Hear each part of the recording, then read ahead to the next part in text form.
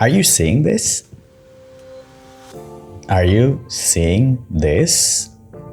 Well, the title of the video doesn't provide enough context.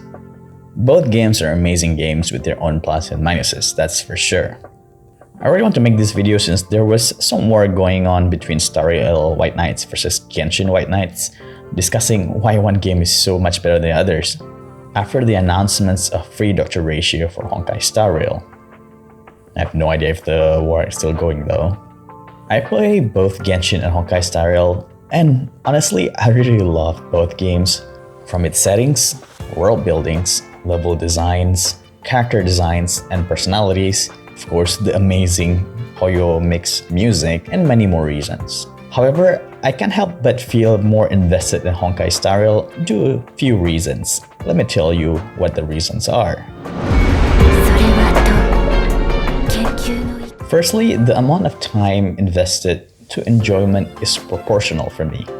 I remember I was reading some comments in the Instagram post from Honkai Star Rail regarding Dr. Ratio, and someone stated this: which one do you enjoy more, Star Rail that plays by itself, or Genshin that requires you to be engaged at all time?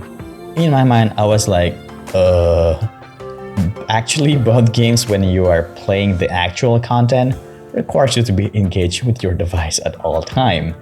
If you are doing something mundane and repetitive like daily missions and farming, I would rather have the game play by itself for me. Since after doing that for so long, I could feel the burnout, and I feel so lazy to do those dailies if I have to be doing that manually every day. That actually made me quit Genshin for about 3 months this year, since I got quite busy and I don't want to log into Genshin to just doing something boring like doing dailies and farming in the domains. And once you quit, it's kind of daunting for you to kind of want to come back. So my main argument is that as someone that has something productive to do every day, which I would assume a big majority of the people on Earth are, the amount of the content Honkai Star Rail pumping is just enough for me. The amount of time that we need to spend on daily missions are relatively short, and even the mundane tasks like farming and spending energy can be done via auto battle, due to its turn-based combat nature. Thanks to its core gameplay, I can save a lot of time working on something else, like making contents, preparing for my day to start, making progress with my professional courses, or even doing dailies in Genshin. Genshin, due to its nature of being an open-world action game, requires you to be spending a bit of time with your device. While doing those dailies is actually pretty boring after doing them day after day. So when it comes to doing these chores, I would rather have the game to play by itself. My time is so much more valuable rather than being spending on doing the dailies in Genshin. Unless you have too much time on your hands and you have nothing to do, or even play some other amazing games instead. But as a pure gamer's perspective, if you have all the time to play games, the amount of content that is released for both games, I think it's pretty healthy. But I think Genshin is healthier in this case. For Honkai Star Rail, previously in my opinion, it would have been great if they added one more event on each version update, since it feels like we have these 2 weeks of void towards the end of the version updates.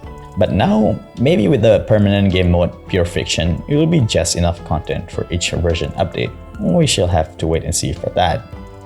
While Genshin has a lot of content in terms of exploration and expansive world quests, and you're able to immerse yourself in exploration for hours and hours. But if you marathon all of them, once again, you have no idea what to do in that game.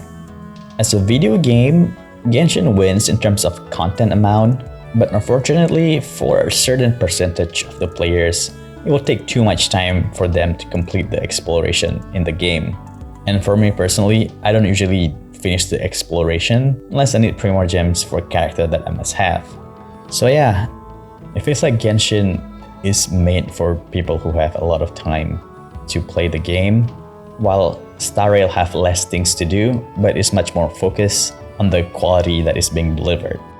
And once again, as someone who doesn't have much time to play games these days, being able to finish the content in such a short amount of time is actually quite helpful, so I don't miss out and end up piling up contents to marathon later. And the second reason is that user feedback actually being addressed by developers.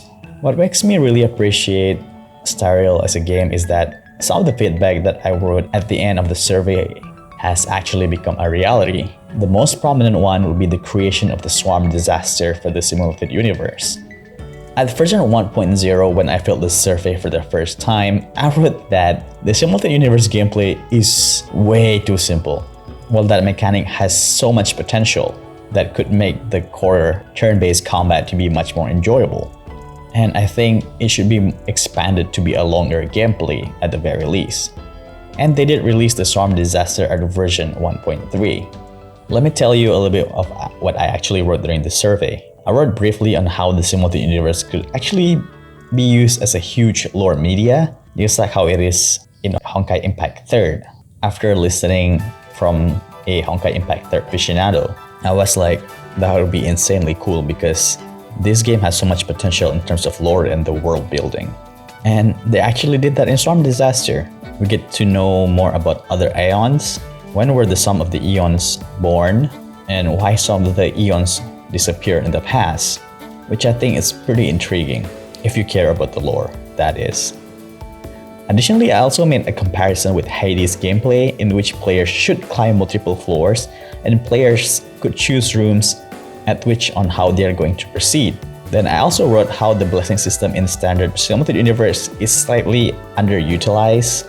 I wrote, it would be great to get some benefits if you're able to get certain combination of blessing paths or even combine some of them. Just like, once again, in Hades, sometimes you're able to get abilities that are blessed by two gods after you progress so much more into the game. And voila! They implement that in forms of the resonance interplay, and it really incentivizes players to collect specific blessings and strategize their plays a bit more. Maybe in the future, there will be a combination of resonance that modify the visual of the resonance. Maybe when there are more paths being opened in the simulated universe. Well, it could just be a coincidence that the developers end up making gameplay just like how I visualize them to be. But the fact that I actually have the same mindset as the developer makes me very proud as a player. I remember when the Swarm Disaster was announced, I was screaming on top of my lungs because that's exactly what I wanted from the simulated universe going forward. And I feel very appreciated. Other than that, I was frustrated with Memory of Chaos, since sometimes there's a split-second mistake that I made during part 2 of the floors. Like I missed the window timing to activate my ultimate to heal, and my characters end up dying. And that really cost me the run, and I had to reset from part 1 in order to restart part 2. And thank God they did address that issue, I believe at version 1.5. And it allows you to restart from part 2 of the floor instead. The moment they implemented this, the frustration is gone. Now whenever I make a mistake in Memory Chaos, I can just quickly redo that one part instead. So yeah, so far, most of my frustrations and concerns that makes me enjoy the game less has been addressed. We can only wait and see if there are gonna be more problems that they're going to address in the future.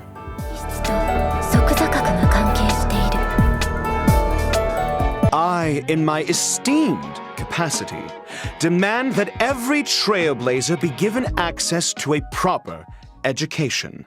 When version 1.6's Pantaray Event Warp becomes available, every trailblazer who has unlocked the mail feature shall receive, via mail, one limited 5-star character doctor ratio. That is to say, me. Through sheer tyranny of will, I shall become ubiquitous. With this, I bid you farewell. Number 3. The developers appreciate the users. Or at least it came across like a appreciation. Let's get back to the war between Honkai and Star Rail fans once again. The announcement about free doctor ratio itself is the spark, since getting a free newly featured highest rarity character in gacha game is almost unheard of. Which is why many people really applaud the Star Rail's developer for doing something like that, since it feels that the players are being appreciated for supporting the game. Be it as a free-to-play that just plays the game, or even those who actually spend real money in the game, from little fish all the way to the whales. People could spend hundreds of dollars in live service games. The whales could even spend thousands of dollars just to get the character to the maximum potential. While traditional games is a one-time purchase, of course they're not going to make as much money as live service games, so they don't have that much obligation to make a return appreciation to the players instead of making a really good games. But for games like gacha games, it makes sense for companies to give back to the community that has helped them to gain so much profit and spreading the game a good reputation to other people. By giving back to the community, that way they could keep their customer loyal and make them complain less. Well, for some Instagram and Twitter posts that I've read, there are some people who argue that it is just a marketing way to attract more people since the Stariel player base is not as high as Genshin player base. They could be right or they could be wrong, but that doesn't really matter since it is a fact that we as a player are getting more enjoyment from the game by getting possibly a strong character to use in the game for free. So who cares if it's a marketing effort? Those who don't enjoy the core gameplay of turn-based combat most likely will still not buy to play games with turn-based combat, since there are some people out there who thinks turn-based combat is outdated and belongs to the early 2000s and maybe even the 90s. Let's move to another things that we get for free, which I think is some kind of form of appreciation. We are getting 10 free pulls every update, which I think is also a godsend for free-to-play players. That means they have a larger chance to obtain the character that they want. I've heard some people talk about this free 10 pulls is some kind of compensation as a lack of in-game content in order to obtain enough jades for that 10 free pulls. I have to admit, they could be right about that since these 10 free pulls could be equal to some hours of exploration in Genshin by opening chests, solving puzzles, etc. But once again, it doesn't really matter since it feels like Stariel is being designed to be less time consuming and designed for those who actually have less time to play games every day. And also the developers could just ignore that entirely and be greedy by not giving us anything, and yet they still do it anyway. Also, it doesn't matter if they provide more in-game content to get that 10 free pulls. If the actual gameplay experience that gonna make to get that 10 free pulls is kinda mediocre or even bad or even repetitive, people are just gonna complain even more. It is better to end each of their gameplay version with high notes and not leave the fanbase feeling burnt out, so that they could come back fresh and excited for every update while being able to do more important stuff in their life. Basically, that's how I feel after playing this game for about almost a year now. The developers know how to make their user base feel appreciated, and the developers also appreciate the time that the users have. Being appreciated like this makes me feel good as a player, be it in terms of giving out consistent quality gameplay or free gifts. And of course, have some time to touch grass. And the last reason is very personal. I feel more connected to Trailblazer. As I already discussed in my video comparison between Trailblazer and Traveler, so I won't talk too much into it since I already talked about it at length in my other video. So feel free to check that video to get more context. But essentially, the way Trailblazer is handled suits my taste better as a player. When it comes to a silent protagonist, I personally prefer if I'm able to self-insert to the character, like how I would act and say if I was in the Trailblazer's shoes. Meanwhile, Travelers unfortunately have a lot of illusion of choice when playing as him or her, which makes me not as immersed, and I would have preferred for the Traveler to be fully voiced instead. I found myself smiling a lot when I play Stariel, since sometimes the dialogue options that are presented are exactly what I want to do in that kind of situation. Like the 1.5 event with Guinaifen and Huohu was really fun for me, since that's how I would talk to some of my friends in real life. Additionally, from my previous video, people mentioned that the Trailblazer is less emotional than Traveler. That could be true in my opinion, since Traveler is more scripted, while Trailblazer is more free. If you want to make Trailblazer to be more emotional, it is up to you. For instance, during the 1.5 event once again, you're given an option to force two Heliobies into confinement, but you also give them other options. One Heliobi wants to experience love with a human, even though the human will die eventually, while the other wants to travel the universe and has no intention to harm others. It is up to your moral compass. In this case, if you want to be a bit cold but take less risks, that might affect others negatively, or be more emotional and let a potential hazard go free and it could harm others in the process. Well, personally, making this kind of moral choice makes me more engaged with the game, instead of just watching things unfold. It is not necessarily a bad thing either, but it's more of a personal preference to find a more satisfying game experience for yourself. That's why I really enjoy playing Witcher 3 back in the day. Well, that's all of my reasons. Each person has their own reason why they love one game over the others. I've shared mine, and so far, I'm definitely more motivated to continue playing Honkai Star Rail. The game is only about 8 to 9 months old at this point, so many things could change as the year goes by, especially if there are some changes in the development team and higher up in Hoyoverse making some weird decisions upon their game. And lastly, hopefully this video will allow some people to understand the point of view why some people really praise Honkai Star Rail, and some of them only want their other beloved game, Genshin, to be as good as Honkai Star Rail is being handled, and they're being made by the same company. Anyway, enough ranting and rambling, just subscribe for more discussion about Honkai Star Rail and Genshin Impact and other video games. I upload Strive To Rant video at least once a week, and if I can, I'm gonna squeeze maybe 2 to 3 rant videos a week, and a longer discussion video at least once every 2 weeks, like this one, discussing video games, especially Hoyoverse games. Until the next video, stay sharp gamers.